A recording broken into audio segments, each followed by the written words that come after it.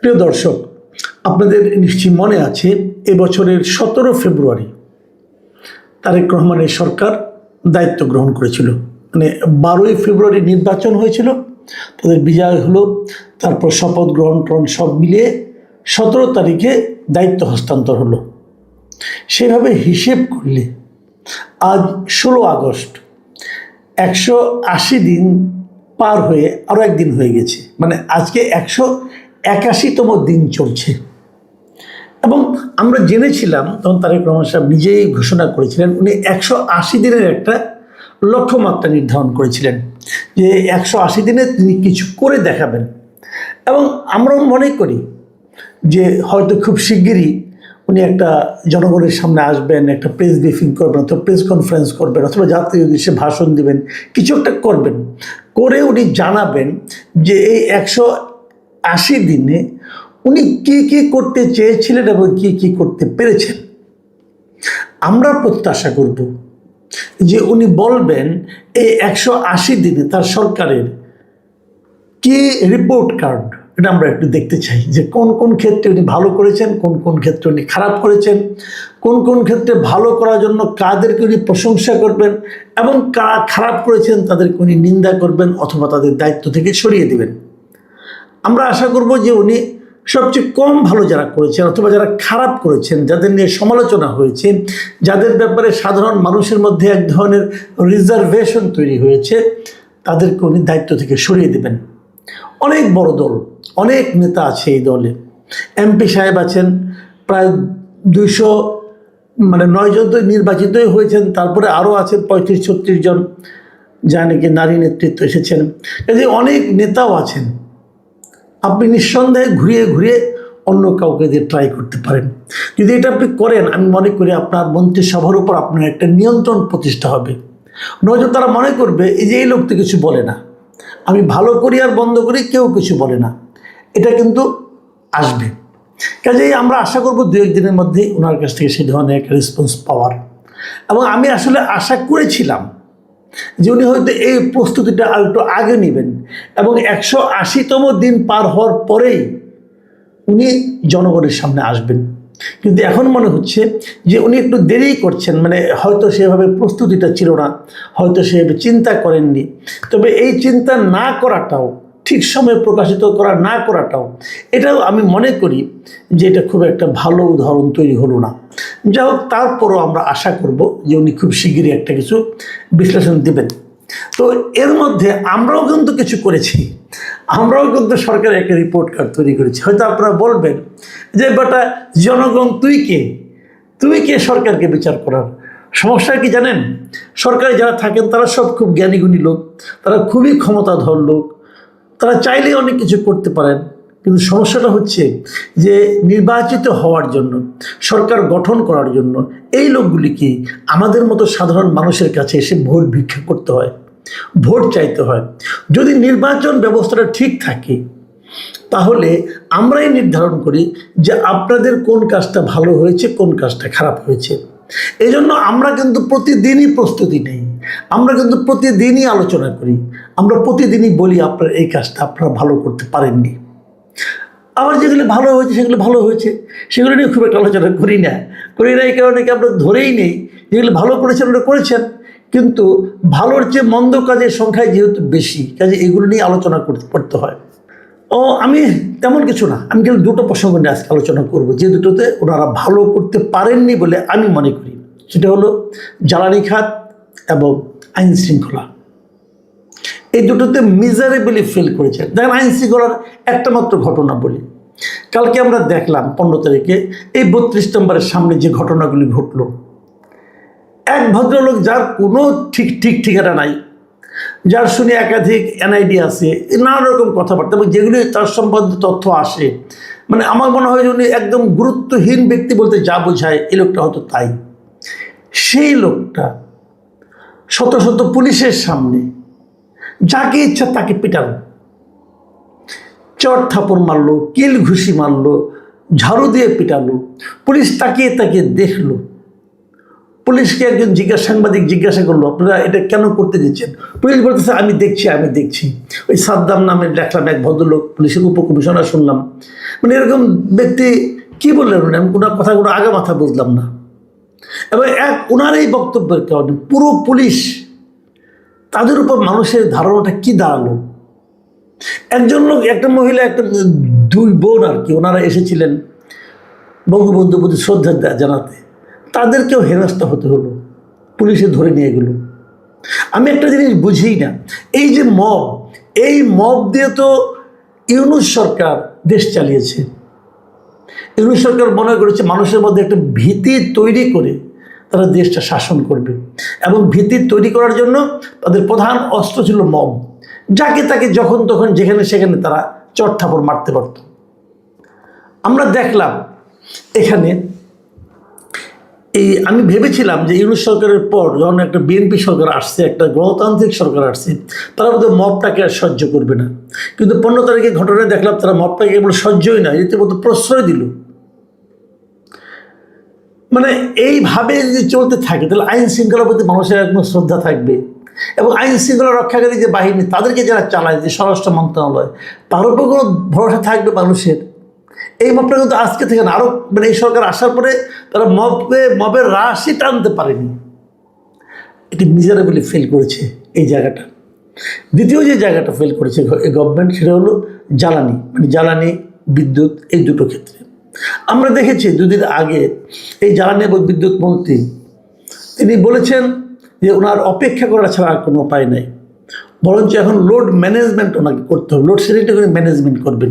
আমি প্রস্তাব দিয়েছিলাম, আপনি লোডশেডিং ম্যানেজমেন্ট করেন, কৃষককে যতক্ষণ বিদ্যুতের না দিয়ে অন্ধকারে রাখবেন, ঠিক ততক্ষণ আপনাদের মন্ত্রী পাড়ায়, মন্ত্রীদের ঘরে এবং সচিব, মন্ত্রী, আমলাদের ঘরে আপনি বিদ্যুৎবিহীন অবস্থায় রাখেন। যদি সেটা করতে পারেন, সেটাই হবে ম্যানেজমেন্ট। আর যদি আপনি ম্যানেজমেন্টের নামে নিজেদেরকে 24 ঘন্টা বিদ্যুতায়িত রাখেন, মানে বিদ্যুৎ সংযোগ দিয়ে রাখেন, এবং কৃষককে 12 ঘন্টা 13 ঘন্টা আপনি বিদ্যুৎ ছাড়া রাখেন, সেটা কিন্তু আর ম্যানেজমেন্ট বলবে না, সেটাকে লোকে বলবে যে একচোখা নীতি এবং জনবিচ্ছিন্নতা, জনগণকে গুরুত্ব না দেওয়া, লোকে এটা বলবে। আমি কালকেই দেখলাম যে বিদ্যুৎ মন্ত্রী যে কথাগুলি বলেছেন, যে কারণে উনি বিদ্যুৎ দিতে পারছেন না, সেই কারণগুলি সম্ভবত উনি প্রধানমন্ত্রীকে কনভিন্স করতে পেরেছেন, এবং প্রধানমন্ত্রী হয়তো ওনাকে বিশ্বাস করেছেন। আমরা ছোটোবেলায় কিছু ঘটনা বলি, ছোটোবেলায় যখন পরীক্ষায় খারাপ করতাম না, বাসায় আসলে পরে বাবা মা ধরতো যে কি তো পরীক্ষায় খারাপ হলো, আমরা নানা রকম অজুহাত দিতাম, বলতাম কি যে এই স্যার তো আমাদের সিলেবাসের বাইরে থেকে প্রশ্ন করছে, মানে আমাদের যেগুলি পড়িয়েছিল তার বাইরে থেকে প্রশ্ন করছে, এই জন্য পারিনি, অজুহাত দিয়ে দিলাম একটা। আবার অন্য একটা অজুহাত দিতাম যে স্যার ইচ্ছা করে প্রশ্নটাকে ঘুরিয়ে দিয়েছে, এই জন্য আমরা পারি নাই। তো কোনো বাবা মা সেটাকে মেনে নিত, বলতে হ্যাঁ আমার ছেলে তো ঠিকই বলেছে, কেন স্যার এরকম করলো। কিন্তু আবার কোনো বাবা মা, বিশেষ করে আমি আমার বাবা মার কথা বলতে পারি, আমার বাবা খালি একটা কথাই বলতো যে তুই যে রেজাল্ট, তুই যে প্রশ্নের উত্তর মানে ভালো করতে পারস না, তুই যে কম নাম্বার পেয়েছ, তো তোর ক্লাসের সবাইকে কম নাম্বার পেয়েছে, ওই জায়গায় যে কিন্তু আমরা ধরা খাই দিতাম। তা আমরা বলতে পারতাম না, আব্বা বলতেন যে যদি প্রশ্নটাই ঘুরিয়ে দিবে তাহলে সবারই পরীক্ষা খারাপ হতে পারে, যদি সিলেবাসের বাইরের থেকেই প্রশ্ন হয় তাহলে সবারই পরীক্ষা খারাপ হবে, কেউ ভালো করলো তুমি খারাপ করলা, এটা তো ভাই অজুহাত হলো। তো আমি এই কথাটা বললাম এই কারণে যে বাবারা বিশ্বাস করবে, সে বাবারা কিন্তু আসলে প্রতারিত হবে নিজের সন্তানের কাছে। আমাদের প্রধানমন্ত্রী যদি বিশ্বাস করেন যে এটা সে সম্ভব না, তাহলে আমি বলবো উনি প্রতারিত হয়েছেন ওনার মন্ত্রীর কাছে। আপনি আমাকে একটা কথা বলেন, পৃথিবীর অবস্থা কি খুব ভালো সবসময় ছিল, খালি এই বছরই খারাপ হলো? আগে কোনো যুদ্ধ হয়নি, আগে তেলের ক্রাইসিস হয়নি, আগে গ্যাসের ক্রাইসিস হয়নি, ম্যানেজমেন্টের ব্যাপার। আচ্ছা, আমাকে ওই দিন একজন বলছিল যে অগাস্ট মাস তো খুব চাহিদা একটু বেশি থাকে, তাই আমি ওনাকে বললাম ভাই অগাস্ট মাস কি একমাত্র এই বছরই আসছে? গত বছর অগাস্ট মাস ছিল না? গত বছরকে সূর্য অনেক গরম দেয়নি আমাদেরকে? তার আগের বছর আপনি বলেন না যে গত 10 বছর, গত 15 বছরের মধ্যে এই ধরনের ক্রাইসিস হয়েছে কিনা? তো এটাকে বিএনপি সরকারকে ব্যর্থ করার জন্য আন্তর্জাতিক ষড়যন্ত্র চলছে।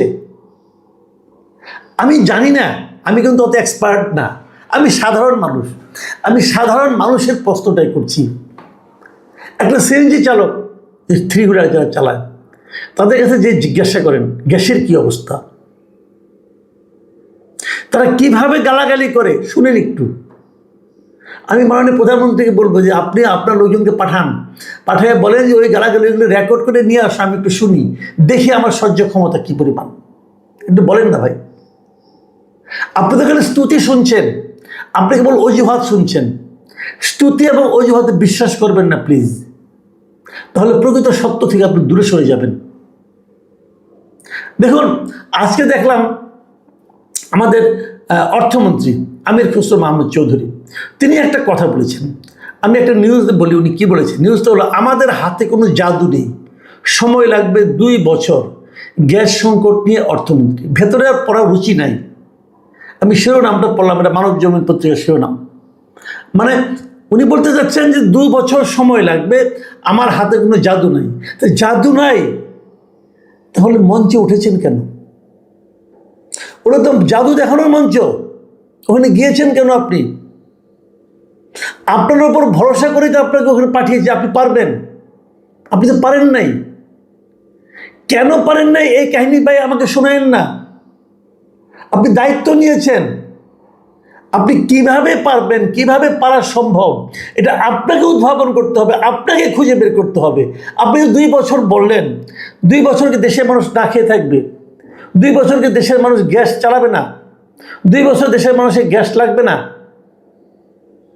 কোনো সরকারের লোক, কোনো মন্ত্রী যদি এইভাবে কথা বলে, তার মন্ত্রিত্বে থাকার আর বিন্দুমাত্র নৈতিক অধিকার নাই। আপনি পারছেন না, আপনার সমস্যা। পৃথিবীর অন্য কোনো দেশের মন্ত্রী এরকমভাবে কথা বলে কিনা একবার দেখে আসুন। না পারা কোনো বাহাদুরি নয়, না পারা লজ্জার, না পারা ব্যর্থতার, না পারা অপমানের, এবং সেটা ব্যক্তি জীবনেই এইগুলি।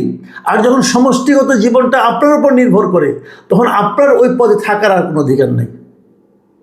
এই সহজ জিনিসটা বোঝার মতো বয়স এবং বুদ্ধি আপনার আছে, এই বিশ্বাস করেই তো আপনাকে ভোট দিয়েছিলাম। এই কথা শোনার জন্য ভোট দিইনি ভাই।